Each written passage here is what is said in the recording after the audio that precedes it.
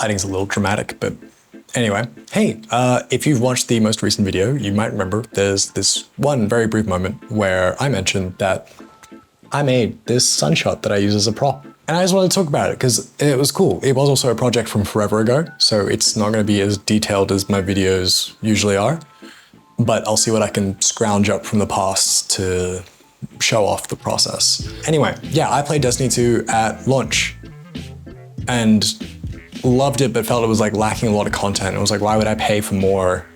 Like the first expansion came out like 3 months after launch, and I was like, no, I'm not paying for that.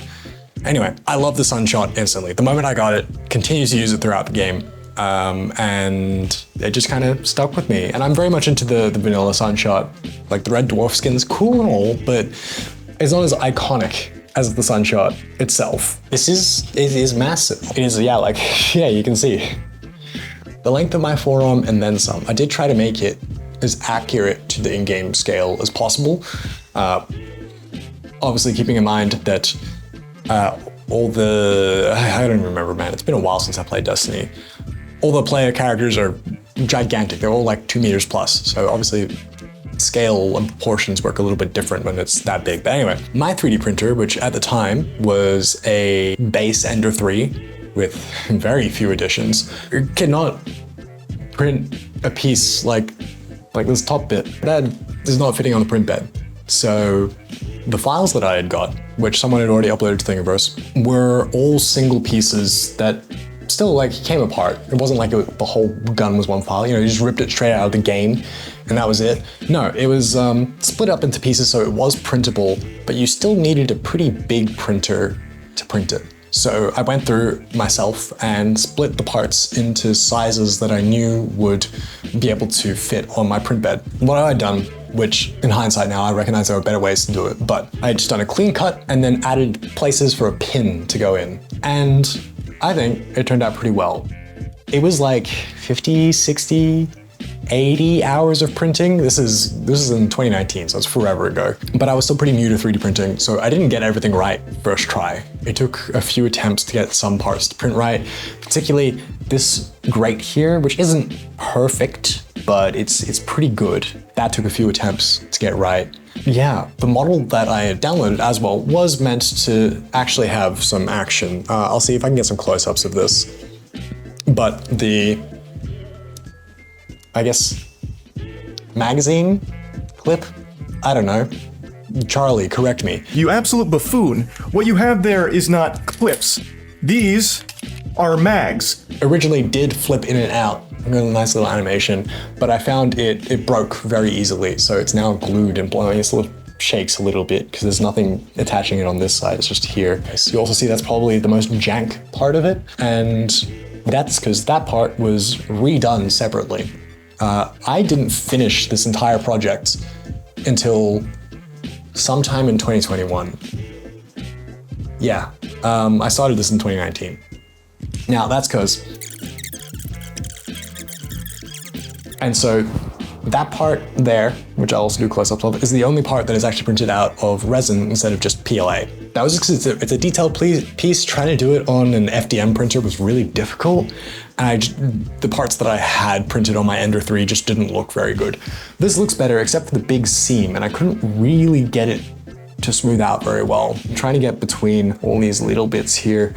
Not ideal. The painting, I don't really know what to say. We got literally just gloss base coat, white on most of the parts, and then that was gone over with a really basic dark wash, which if you're not familiar, that's when you dilute pigment down with some water and then just rub it all over, so then it gets in all the little cracks, and then you wipe off the excess, so then when it dries, you've just got little bits of grime in the cracks that gives it that bit of depth, what we would call weathering.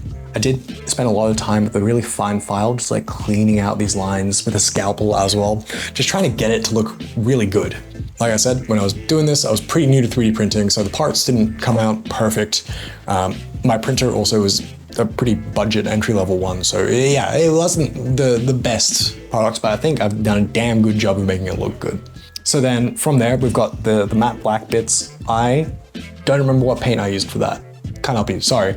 the silver paint, which is in some of these recesses that then got the black wash over them, and then like the details here and here. That was Tamiyo silver paint. They're usually for more miniatures. Then going to the top pieces. So this is probably the bit where I did the most experimenting, and I was trying to get that sort of textured finish that the Sunshot has in game, where it's not necessarily matte. Over time, this has definitely become more matte, but the way that I had done it was I had got I think it's a white base coat underneath, a metallic gold spray paint over the top. But yeah, so I would spray it down, and then while it was still curing, maybe after like an hour or so, I got this texture roller. I don't know where it's gone, but you'll see it a lot in miniature making or like mini city building, where you have this roller that you would like roll out to make like a cobblestone texture on clay. And I used that and just kind of rolled it over, so the bits of the roller that are touching the uncured paint leave a little bit of texture. It gave this nice sort of weathered but still shiny gold effect. Obviously, like around the top here, where it's been exposed to the sun and stuff over the years, it's not looking quite that good anymore. If you've done any miniature painting before, especially if you're into like Warhammer and that, you've done all these heat burn sort of things, which I originally did. That's why I've got this out. On this lightsaber, which this is also well worn. This has been used as a prop in multiple like Star Wars fan films, like the one that I joke about in that video. So it's taking a bit of a beating. You can see like the paint's chipped off and stuff.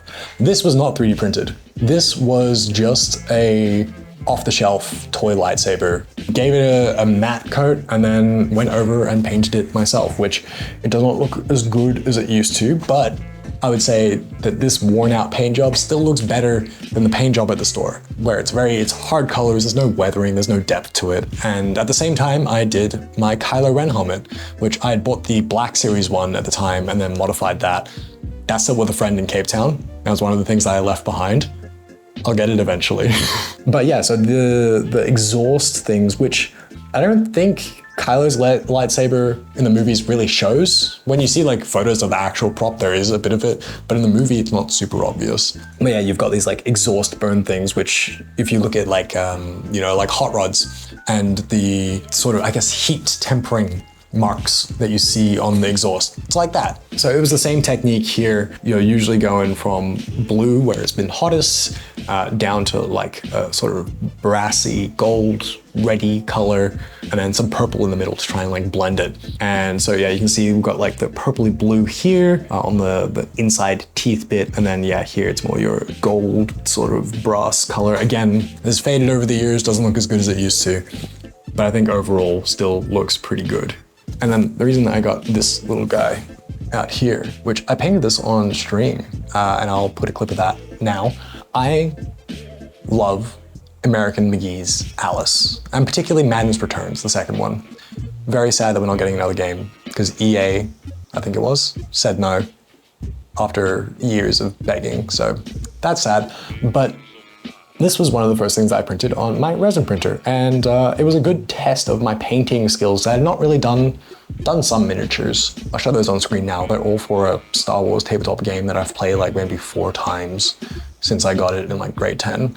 But I hadn't really done much miniature painting, and this is, well, a bit bigger than a miniature, but it is a pretty good resin printed model. I am bummed that I don't have a lot of the stuff that I had printed with my 3D printers. There's some stuff that went off to friends because I made them for friends. Most of the things that I put a lot of effort into actually went to friends. There was some stuff that I just don't have anymore because they're, lost to time. But anyway, thank you for listening to this ramble and my excuse to make a little video about the cool things that I used to make. My 3D printers now just sit in my bedroom because I don't really have the space to use them anymore because I'm not living at my parents' place, and all of them are not functional in one way or another. So I need to get them fixed. Thank you for watching. If you haven't watched the video that I'm talking about, that'll be over here. Bye.